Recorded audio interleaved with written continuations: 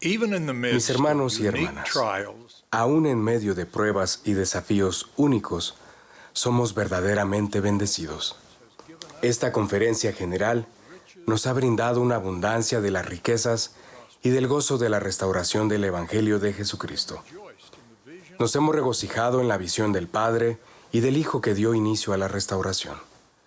Se nos ha recordado la milagrosa salida a luz del Libro de Mormón, cuyo propósito central es testificar de Jesucristo y su doctrina. Nos hemos renovado con la gozosa realidad de la revelación dada a los profetas y a nosotros personalmente. Hemos escuchado preciados testimonios de la expiación infinita de Jesucristo y de su resurrección literal. Y se nos han enseñado otras verdades de la plenitud de su Evangelio reveladas a José Smith, después de que Dios el Padre le declaró al recién llamado profeta: «Este es mi Hijo amado, escúchalo». Se nos ha reafirmado el conocimiento que tenemos de la restauración del sacerdocio y sus llaves. Hemos renovado nuestra determinación de que la Iglesia restaurada del Señor se conozca por su nombre correcto: la Iglesia de Jesucristo de los santos de los últimos días. Y se nos ha invitado a unirnos en ayuno y oración a fin de minimizar los efectos actuales y futuros de una pandemia mundial devastadora. Esta mañana fuimos inspirados por el profeta viviente del Señor, quien presentó una proclamación histórica sobre la restauración. Afirmamos la declaración que contiene de que aquellos que estudien con espíritu de oración el mensaje de la restauración y actúen con fe, serán bendecidos para obtener su propio testimonio de la divinidad y del propósito de ella, de preparar al mundo para la segunda venida prometida de nuestro Señor y Salvador, Jesucristo. Todo esto forma parte de un divino plan cuyo propósito es hacer posible que los hijos de Dios sean exaltados y lleguen a ser como Él. Ese plan que en las Escrituras se le denomina el gran plan de felicidad, el plan de redención y el plan de salvación, fue revelado en la restauración. Comenzó como un concilio en los cielos. Como espíritus, deseábamos alcanzar la vida eterna de la que disfrutan nuestros padres celestiales. En ese momento, habíamos progresado hasta donde podíamos sin una experiencia terrenal en un cuerpo físico. A fin de brindar esa experiencia, Dios el Padre planeó crear esta tierra.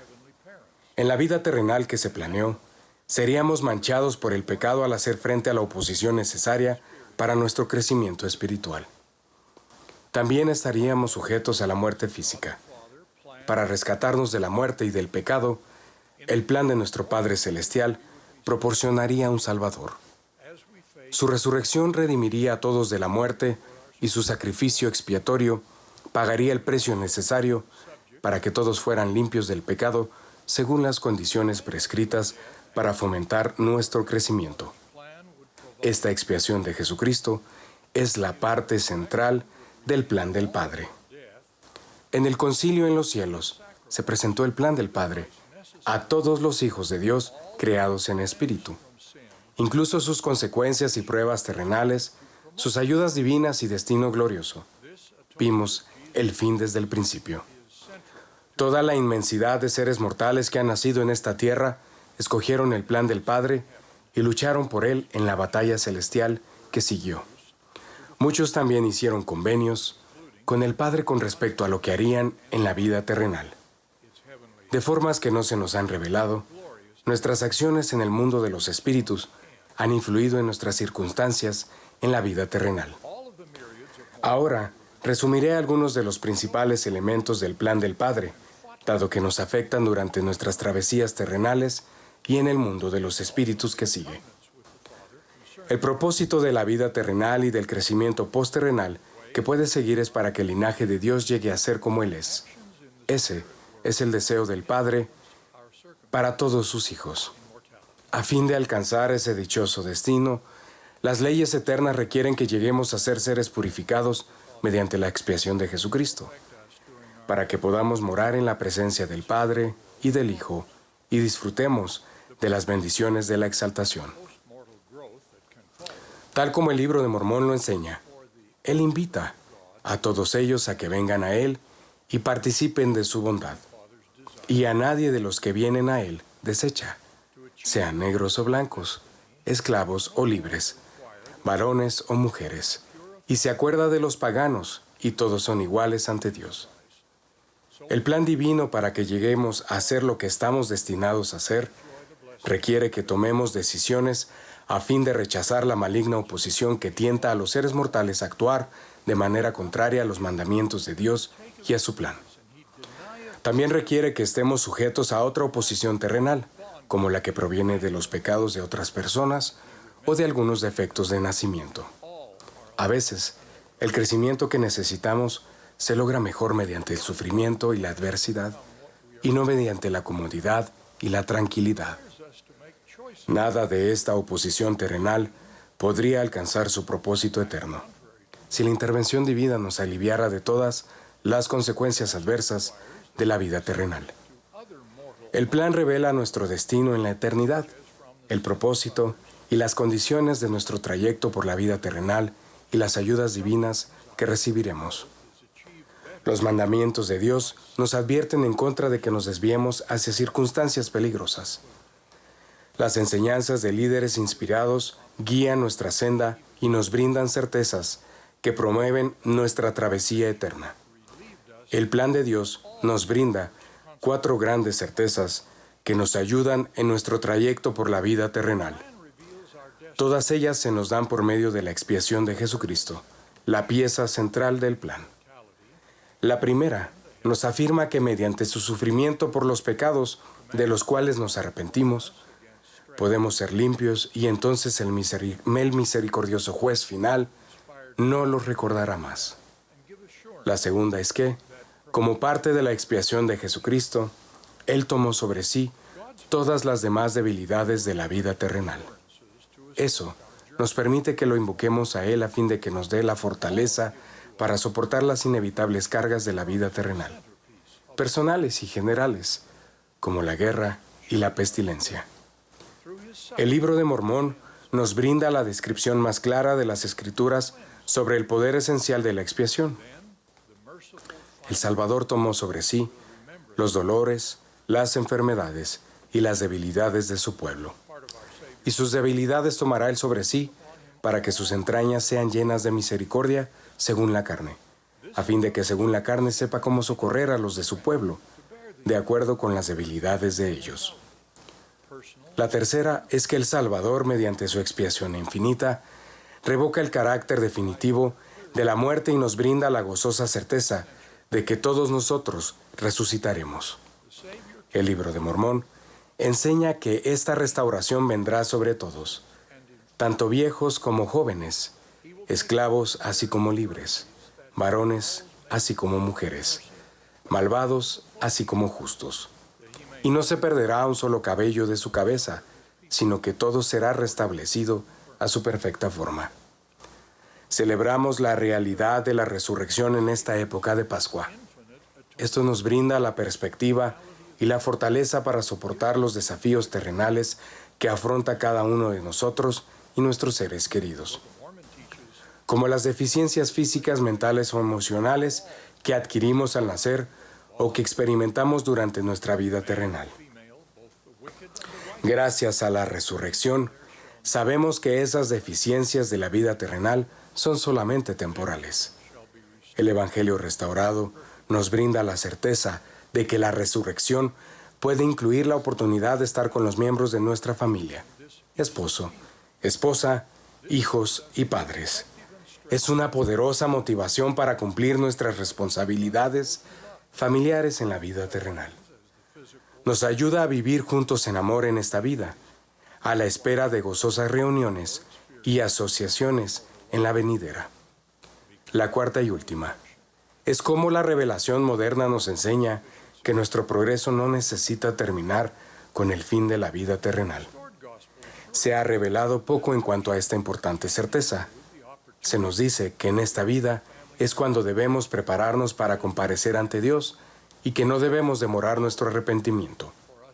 Aún así, se nos enseña que en el mundo de los espíritus el Evangelio se predica hasta a los inicuos y desobedientes que habían rechazado la verdad. y que a quienes ahí se enseña pueden arrepentirse antes del juicio final. Los siguientes son 4 principios básicos del plan de nuestro Padre Celestial. El Evangelio restaurado de Jesucristo nos brinda una perspectiva única de los temas de la castidad, el matrimonio y del tener hijos.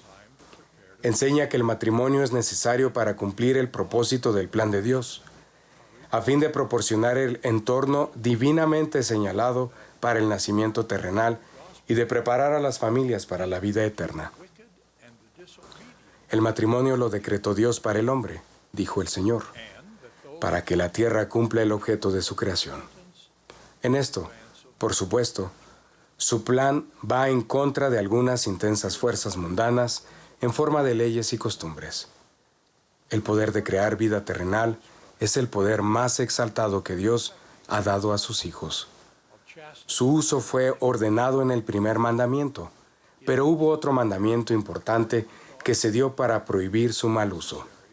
Fuera de los lazos del matrimonio, todas las formas de emplear el poder procreador son, en uno u otro grado, una degradación pecaminosa y una perversión del atributo más divino de los hombres y las mujeres.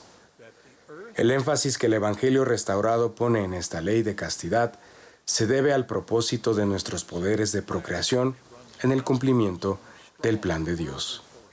¿Y luego qué? Durante este bicentenario de la primera visión, que dio inicio a la restauración, tenemos conocimiento del plan del Señor y nos alientan los 2 siglos de bendiciones recibidas mediante su iglesia restaurada. En este año 2020, tenemos lo que la profesión médica llama una visión perfecta de los acontecimientos del pasado. Sin embargo, al ver hacia el futuro, nuestra visión es mucho menos clara. Después de 2 siglos de la restauración, sabemos ahora que el mundo de los espíritus incluye a muchos obreros con experiencia terrenal que realizan la predicación que ahí ocurre. También sabemos que ahora tenemos muchos más templos para efectuar las ordenanzas de la eternidad por aquellos que se arrepienten y aceptan el Evangelio del Señor en ambos lados del velo de la muerte. Todo esto hace avanzar el plan de nuestro Padre Celestial. El amor de Dios es tan grande que, con excepción de los pocos que deliberadamente se convierten en hijos de perdición, Él ha provisto un destino de gloria para todos sus hijos. Sabemos que el Salvador volverá y que habrá un milenio de un reinado de paz para concluir la parte terrenal del plan de Dios. También sabemos que habrá distintas resurrecciones de los justos e injustos y que el juicio final de cada persona siempre vendrá después de su resurrección. Seremos juzgados de acuerdo a nuestras acciones, los deseos de nuestro corazón y la clase de personas que hayamos llegado a ser. Ese juicio ocasionará que todos los hijos de Dios pasen a un reino de gloria para el cual su obediencia los haya hecho merecedores y donde se sentirán cómodos. El juez de todo es nuestro Salvador Jesucristo. Su omnisciencia le da un conocimiento perfecto de todos nuestros hechos y deseos, tanto de los que no nos hemos arrepentido o cambiado, como de aquellos de los que ya nos hemos arrepentido o son rectos. Por tanto, después de su juicio, todos confesaremos que sus juicios son justos. Para concluir, comparto la convicción que he tenido al analizar muchas cartas y solicitudes para volver a la Iglesia después de haberse quitado el nombre de los registros o de la apostasía. Muchos de nuestros miembros no comprenden este plan de salvación, el cual responde muchas preguntas sobre la doctrina y las normas inspiradas de la Iglesia restaurada. Los que conocemos el plan de Dios y hemos hecho convenio de participar, tenemos la clara responsabilidad de enseñar estas verdades y hacer todo lo que podamos para mostrarlas a otras personas y en nuestras propias circunstancias en la vida terrenal. Testifico de Jesucristo nuestro Salvador y Redentor, quien lo hace todo posible. En el nombre de Jesucristo. Amén. and by reviewing many requests to return to the church after name removal or apostasy. Many of our members do not fully understand this plan of salvation, which answers most questions about the doctrine and inspired policies of the restored church. We who know God's plan and who have covenanted to participate have a clear responsibility to teach these truths and do all that we can to further them for others and in our own circumstances in mortality. I testify of Jesus Christ, our Savior and Redeemer, who makes it all possible. In the name of Jesus Christ, amen.